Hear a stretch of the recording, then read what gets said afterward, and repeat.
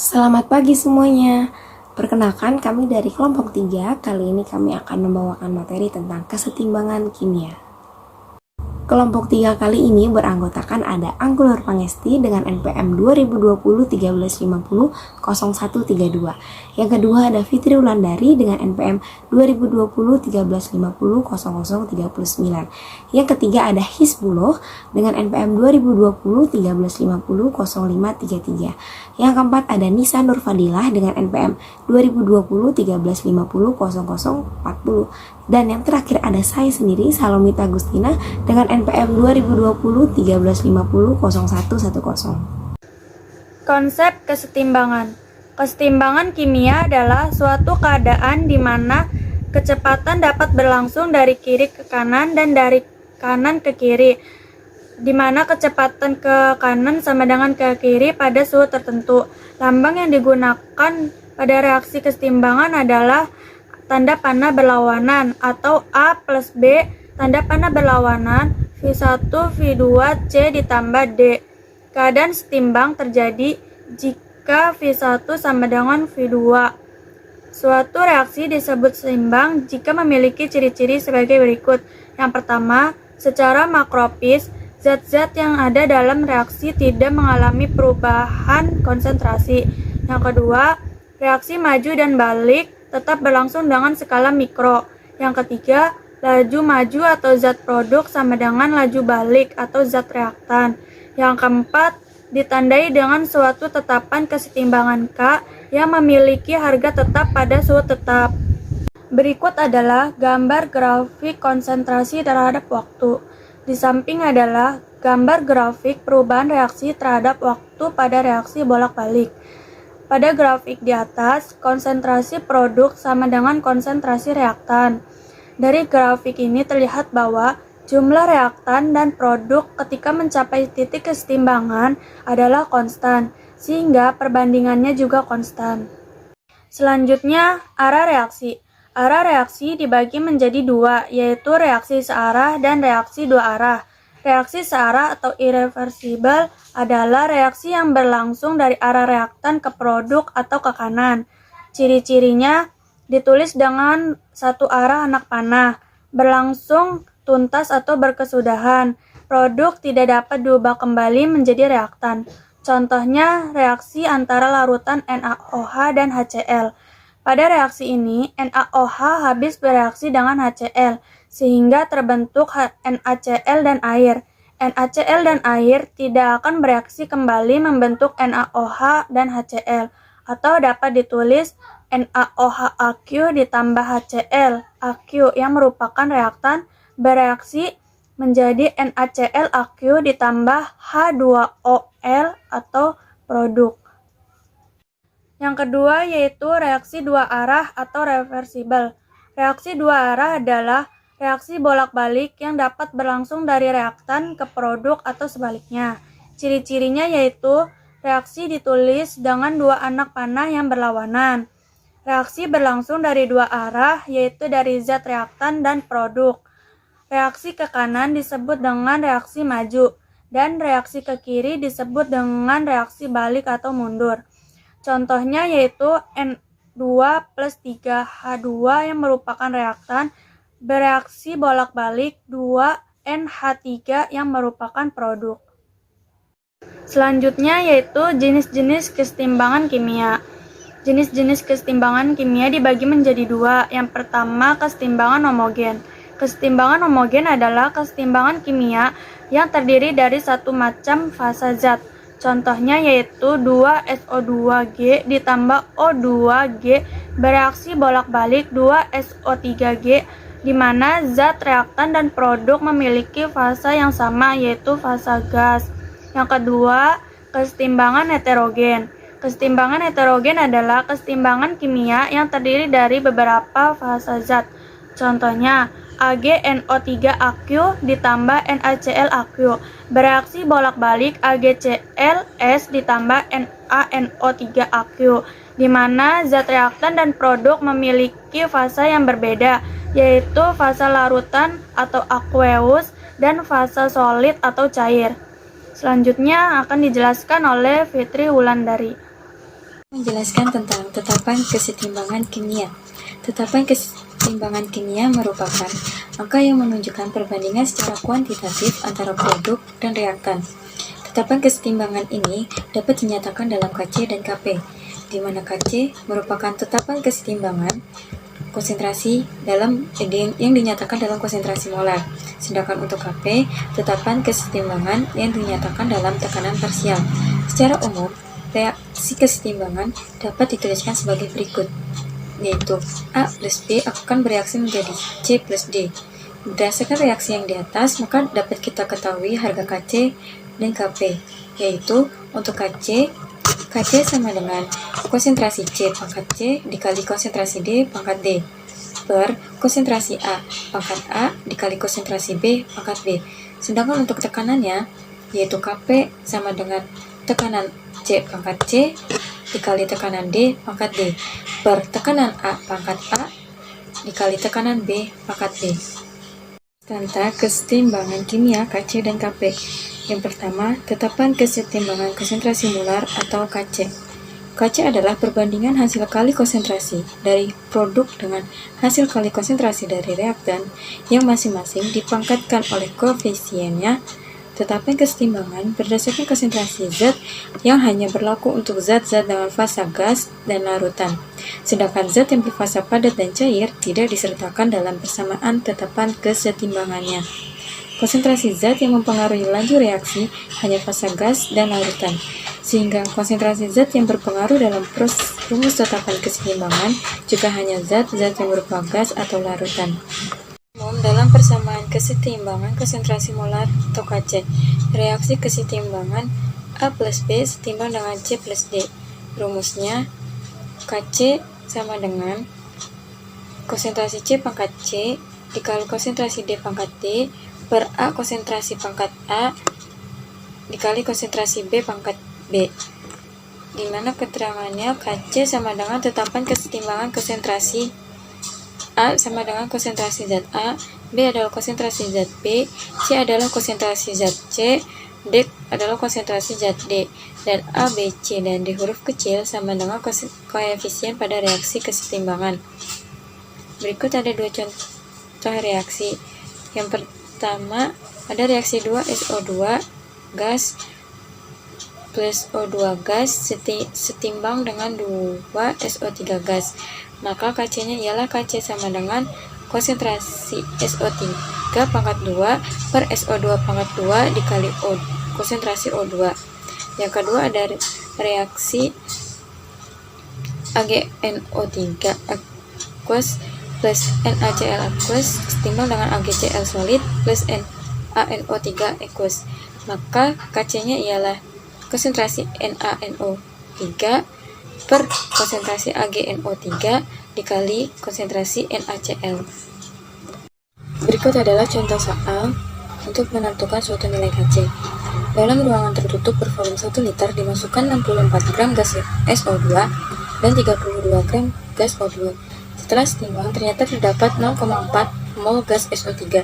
Tentukan besar konstanta keseimbangan konsentrasinya. Pertama, kita cari nilai mol dari SO2 dan juga O2-nya terlebih dahulu. Karena di sini sudah diketahui masanya, kita gunakan rumus massa per mR. Jadi nilai SO2-nya yaitu masanya 64 per mR dari SO2-nya itu 64. Jadi 64 dibagi 64 sama dengan 1 mol. Sedangkan untuk nilai mol O2-nya masanya yang sudah diketahui 32 gram dan mR dari O2-nya itu 32, maka 32 dibagi 32 sama dengan 1 mol. Kemudian kita masukkan ke dalam persamaan reaksi, di mana terdapat nilai mula-mula, nilai terurai, dan nilai seimbang. Persamaan reaksinya 2SO2 gas plus O2 gas timbang dengan 2SO3 gas. Untuk nilai mula-mula SO2-nya yaitu sudah kita ketahui 1 mol dan O2-nya yaitu 1 mol. Di sini 2SO3 nilai mula-mulanya kosong. Kenapa? Karena 2SO3 ini termasuk ke dalam produk, di mana dia tidak ada nilai mol mula-mula. Kemudian di soal ini ternyata setelah seimbang terdapat 0,4 mol gas SO3. Kita masukkan dalam barisan setimbang 0,4 mol dalam 2SO3. Nah, untuk terurainya 0,4 mol dari 2SO3 ini kita naikkan. Untuk mencari nilai terurai 2SO2 dan O2, kita gunakan cara koefisien dari zat yang akan kita cari dibagi dengan koefisien zat yang sudah diketahui molnya dikalikan dengan mol yang sudah diketahui. SO2-nya ini koefisiennya adalah 2, sedangkan koefisien dari zat yang sudah diketahui juga 2, dari 2SO3. Jadi 2/2 dibagi 0,4 yang sudah diketahui molnya, hasilnya 0,4 mol. Untuk O2, koefisiennya 1/2 dari 2SO3, jadi 1/2 dikali 0,4, hasilnya 0,2. Untuk mencari nilai seimbang, itu nilai mula-mula dikurangkan dengan nilai terurai. Jadi 1 mol dikurang 0,4 mol, hasilnya 0,6 mol untuk nilai setimbang 2SO2. Kemudian untuk nilai setimbang O2 yaitu 1 mol dikurang 0,2 mol, hasilnya 0,8 mol. Selanjutnya, menentukan nilai Kc. Kc-nya yaitu Kc-nya sama dengan konsentrasi SO3 pangkat 2 per konsentrasi SO2 pangkat 2 dikali konsentrasi O2 sama dengan untuk nilai molaritas, konsentrasi molaritas yaitu N/V. Jadi nilai konsentrasi dari SO3 yaitu 0,4/1. Satunya itu adalah volume yang sudah diketahui yaitu 1 liter pangkat 2 per 0,6/1 pangkat 2 dikali konsentrasi 0,8/1 sama dengan 16/100 dibagi 86/100 dikali 8/10 sama dengan 16/36 dikali 10/8. Hasilnya adalah 0,56. Nah, contoh soal kedua. Pada suhu 200 derajat Celcius dalam ruangan yang bervolume 1 liter terdapat sistem kesetimbangan berikut. 2HI gas setimbang dengan H2 gas plus I2 gas. Jika pada kesetimbangan terdapat 0,02 mol HI, 0,01 mol H2, dan 0,01 mol I2, maka tentukan harga Kc dari reaksi tersebut. Untuk penyelesaiannya juga tidak terlalu jauh dari soal yang pertama. Karena ini sudah diketahui molnya, maka kita langsung mencari konsentrasi molarnya yang menggunakan rumus M sama dengan N/V. Nah, di sini dapat kita lihat jika konsentrasi HI sama dengan 0,02 mol per 1 L, 1 liter sama dengan 0,02 M. Konsentrasi H2 sama dengan 0,01 mol per 1 L sama dengan 0,01 M. Konsentrasi I2 sama dengan 0,01 mol per 1 L sama dengan 0,01 M.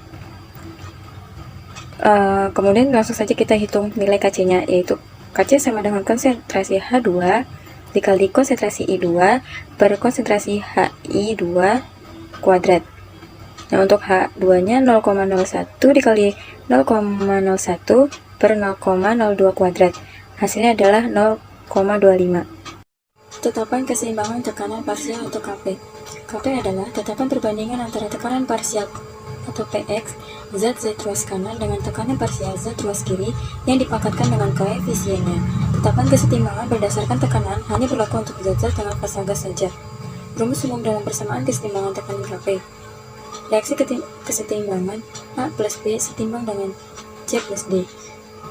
Rumusnya tetapan kesetimbangan tekanan atau Kp ialah Kp sama dengan tekanan C pangkat C dikali tekanan D pangkat D per tekanan A pangkat A dikali tekanan B pangkat B. Keterangannya, Kp adalah tetapan keseimbangan tekanan PA untuk tekanan parsial gas A dengan mol A atau per mol total dikali P total. Pb untuk tekanan parsial gas B dengan mol B per mol total dikali P total. Pc untuk tekanan parsial gas C dengan mol C per mol total dikali P total. Pd untuk tekanan parsial gas D dengan mol D per mol total dikali P total. Dan untuk A, B, C, dan D adalah koefisien pada reaksi kesetimbangan. Untuk contoh ini, ada reaksi dari 2 SO2 gas plus O2 gas yang setimbang dengan 2 SO3 gas. Maka Kp-nya ialah tekanan SO3 pangkat 2 per tekanan SO2 pangkat 2 dikali tekanan O2. Contoh untuk menentukan suatu nilai Kp. Ini ada sebanyak 6 mol gas amonia NH3 dipanaskan sampai terurai menjadi N2 dan H2. Pada saat kesetimbangan tercapai, ternyata tersisa 2 mol NH3. Jika tekanan total campuran gas 10 atm, maka tentukanlah besar nilai Kp-nya. Pada soal sudah diketahui nilai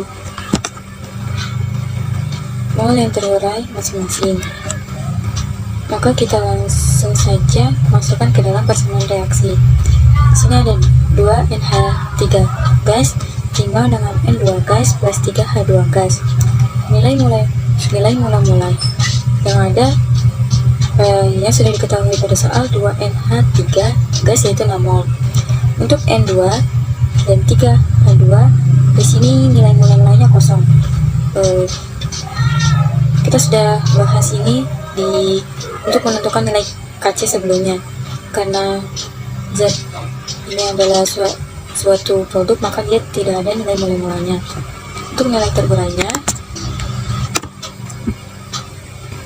di soal ini sudah diketahui pada saat kesetimbangan sudah ternyata tersisa 2 mol NH3. Jadi kita masukkan 2 mol ini ke dalam barisan setimbang untuk NH3-nya. Nah, untuk nilai terurai NH3-nya kita kurangi nilai mol mula-mula dari NH3 dikurangkan dengan nilai setimbangnya. Jadi 6 dikurang 2 adalah 4 mol. Itu untuk nilai terurai dari NH3. Untuk nilai N2 dan H2-nya kita gunakan koefisien dari N2 ini 1 dan zat yang sudah diketahuinya adalah 2. Jadi 1/2 dibagi dengan nilai mol yang terurai dari NH3. Jadi 1/2 dibagi 4 sama dengan 2 mol. Itu untuk nilai terurai dari N2. Dan untuk H2-nya itu koefisiennya ada 3 dan koefisien H3-nya 2. 3/2 dibagi 4. Maksud saya 3/2 dikali 4 hasilnya adalah 6 mol. Jadi nilai terurai dari H2 adalah 6 mol. Jadi untuk seimbangnya NH3 yaitu 2 mol, N2 yaitu 2 mol juga, dan 3H2-nya adalah 6 mol. Selanjutnya kita cari tekanan tekanan dari masing-masing zat. Dan untuk PNH3 yaitu, nah di sini kan sudah diketahui tekanan total campuran pada gas. Jadi PNH3-nya yaitu 2 dari nilai setimbangnya 2/10 dari mol totalnya dikali 10 yaitu P totalnya sama dengan 2 atm.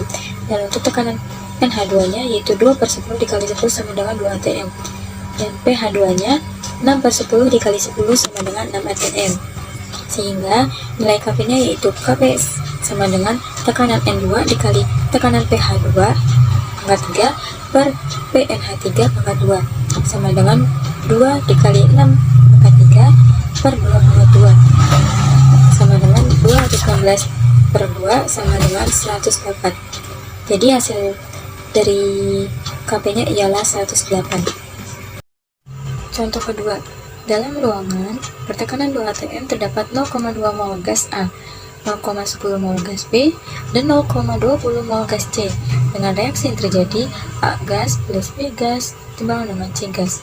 Tentukan tetapan kesetimbangan tekanan parsial atau KP.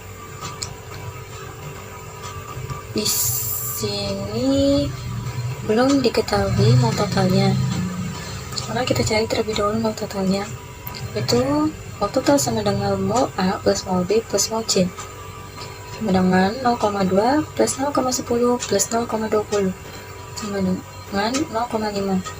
Kemudian kita cari tekanan dari masing-masing zatnya. Tambah 4.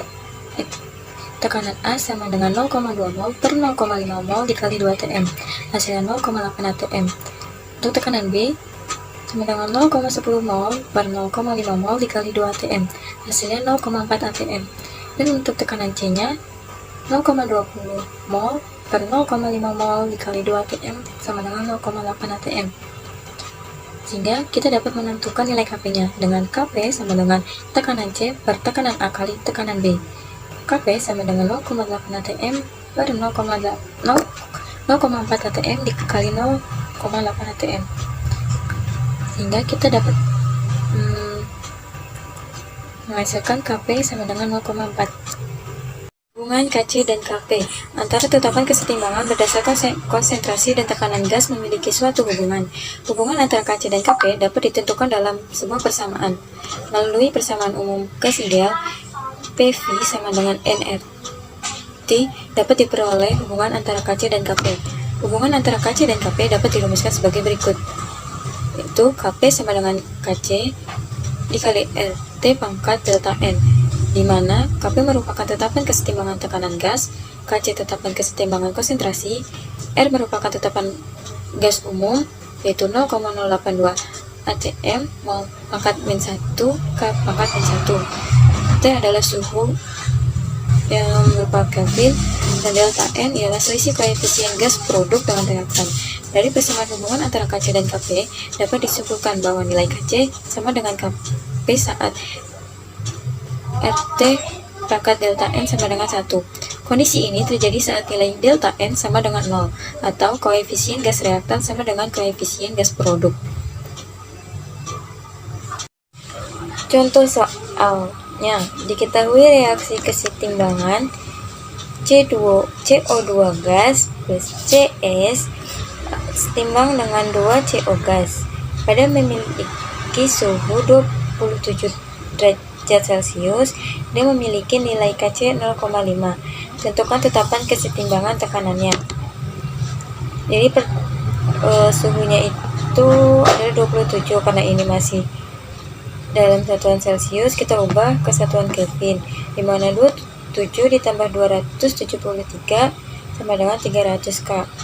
Koefisien kanan yang ada pada produk adalah 2, sedangkan koefisien yang ada di kiri atau reaktan adalah 1. Koefisien yang ada pada karbon tidak disertakan karena ia berwujud padat. Kemudian delta N sama dengan 2 dikurang 1 sama dengan 1. Jadi tetapan keseimbangan tekanannya yaitu Kp sama dengan Kc kali RT pangkat delta N. Kp sama dengan 0,5 dikali 0,082 dikali 300 pangkat 1. Jadi hasilnya adalah Kp sama dengan 12,3. Faktor-faktor yang mempengaruhi kesetimbangan. Pertama ada tekanan. Apabila tekanan diperbesar, maka volume akan mengecil, sehingga kesetimbangan akan bergeser ke jumlah mol yang kecil. Contoh, N2 plus 3N H2 menjadi 2NH3. Bila tekanan diperbesar, maka akan bergeser ke kanan, gas amonia. Kedua ada konsentrasi. Apabila salah satu zat ditambahkan konsentrasinya, maka kesetimbangan akan bergeser dan arah zat konsentrasinya ditambah. Contoh, N2 plus 3NH2 menjadi 2NH3. Bila konsentrasi dari N atau H ditambah, maka kesetimbangan bergeser menuju produk NH3. Ketiga ada volume. Apabila volume diperbesar, maka tekanan akan mengecil, sehingga kesetimbangan akan bergeser ke jumlah mol yang besar. Contoh, N2 plus 3NH2 menjadi 2NH3. Bila volume diperbesar, maka kesetimbangan kimia akan bergeser ke kiri, menuju N2 dan NH2, karena jumlah mol lebih besar. Dan terakhir, ada suhu atau temperatur. Apabila suhu dinaikkan, maka reaksi akan bergeser ke arah reaksi endotherm, reaksi yang menyerap panas. Contoh, N2 plus 3 NH2 menjadi 2 NH3. Delta H sama dengan plus 100 kilokalori. Bila suhu dinaikkan, maka kesetimbangan akan bergeser ke kiri menuju zat bereaksi. Pergeseran kesetimbangan. Menurut asas Le Chatelier, jika terhadap suatu kesetimbangan dilakukan aksi tindakan tertentu, maka sistem itu akan berubah sedemikian rupa sehingga pengaruh aksi tersebut akan menjadi sekecil mungkin. Faktor yang mempengaruhi pergeseran kesetimbangan antara lain: pertama, ada perubahan konsentrasi. Jika konsentrasi suatu zat diperbesar, maka kesetimbangan akan bergeser dari zat yang diperbesar. Jika konsentrasi zat diperkecil, maka kesetimbangan akan bergeser ke zat yang diperkecil. Kedua, ada perubahan tekanan. Jika tekanan suatu zat diperbesar, maka akan menggeser kesetimbangan ke koefisien gas yang kecil. Jika tekanan suatu zat diperkecil, maka akan menggeser kesetimbangan ke koefisien gas yang besar. Ketiga, ada perubahan volume. Jika volume suatu zat diperbesar, maka akan menggeser kesetimbangan ke koefisien gas yang besar. Jika volume suatu zat diperkecil, maka akan menggeser kesetimbangan ke koefisien gas yang kecil. Keempat, perubahan suhu atau temperatur. Jika suhu suatu zat dinaikkan, maka kesetimbangan akan bergeser ke delta H yang positif. Reaksi endotherm adalah reaksi yang menyerap panas. Jika suhu suatu zat diturunkan, maka kesetimbangan akan bergeser ke delta H yang negatif. Reaksi exotherm adalah reaksi yang melepas panas. Terakhir, penambahan katalisator. Suatu katalis akan mempercepat reaksi dengan cara menurunkan energi aktivasi. Kehadiran katalis akan menurunkan energi pengaktifan, baik untuk reaksi maju maupun untuk reaksi balik, sehingga keduanya mempunyai laju yang lebih besar. Selanjutnya ada derajat disosiasi. Disosiasi adalah penguraian suatu zat menjadi zat lain yang lebih sederhana. Derajat disosiasi disimbolkan dengan alfa. Kesetimbangan disosiasi adalah reaksi kesetimbangan dan reaksi penguraian gas. Dalam suatu reaksi kesetimbangan, reaksi yang berada di ruas kiri tidak akan pernah habis. Berikut contoh dari kesetimbangan disosiasi gas. Yang pertama, ada 2SO3 menjadi 2SO2 plus O2. Dan yang kedua, ada 2NH3 menjadi N2 plus 3H2. Dan yang ketiga, ada 2HI menjadi H2 plus I2. Dan yang keempat, ada N2O menjadi 2NO2. Besarnya bagian zat yang terdisosiasi dinyatakan oleh derajat disosiasi, yaitu perbandingan antara jumlah zat yang terdisosiasi dengan jumlah zat mula-mula alfa sama dengan 0. Zat tidak terdisosiasi alfa sama dengan 1. Zat terdisosiasi sempurna, dan jika 0 kurang dari alfa kurang dari 1. Zat terdisosiasi sebagian, alfa sama dengan jumlah mol zat terurai dibagi dengan jumlah mol zat mula-mula.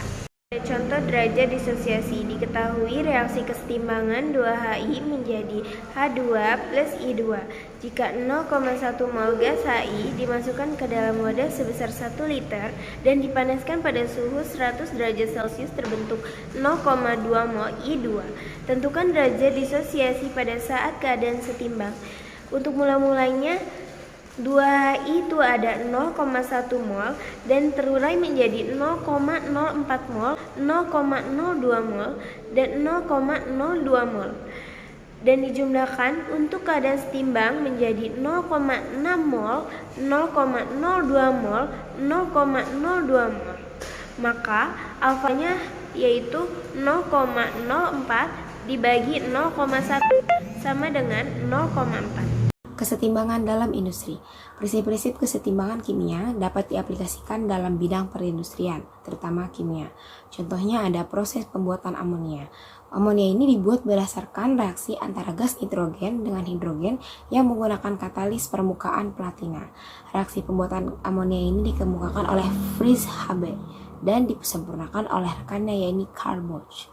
Pembuatan amonia ini disebut dengan proses Haber-Bosch. Agar diperoleh amonia dalam jumlah yang maksimal, maka secara teori ada tekanan diperbesar, volume diperkecil, suhu diturunkan, dan amonia dikeluarkan dalam secara kontinu. Yang ada proses pembuatan asam sulfat. Bahan utamanya dalam pembuatan asam sulfat ini adalah gas SO3. Gas SO3 dibuat dengan cara proses kontak berdasarkan reaksi eksoterm. Kita bisa lihat sendiri rumus kimianya. Reaksi ini juga bergerak ke arah kanan, tidak terjadi pada suhu kamar. Tetapi kondisi optimal dapat dicapai pada suhu 400 derajat Celcius dengan menggunakan katalis vanadium oksida V2O5. Reaksi selengkapnya pada perbuatan asam sulfat adalah sebagai berikut. Yang pertama ada pembuatan SO2. S plus O2 menjadi SO2 dalam bentuk gas. Selanjutnya ada 4 fase plus 7O2 menjadi 4SO2, 2V, 2C3 dalam bentuk solid. Yang kedua ada oksidasi SO2 menjadi SO3. Ada rumus kimianya. Baru yang berikutnya belerang trioksida dilarutkan dalam asam sulfat pekat membentuk asam pirosulfat. Yaitu ada SO3 dalam bentuk gas plus H2SO4 menjadi H2SO2O7. Yang terakhir ada asam pirosulfat direaksikan dengan air membentuk asam sulfat pekat. Itu ada H2SO2O7 ditambah H2O menjadi 2H2SO4. Demikian materi hari ini tentang kesetimbangan kimia. Kami memohon maaf bila ada salah kata. Terima kasih semuanya.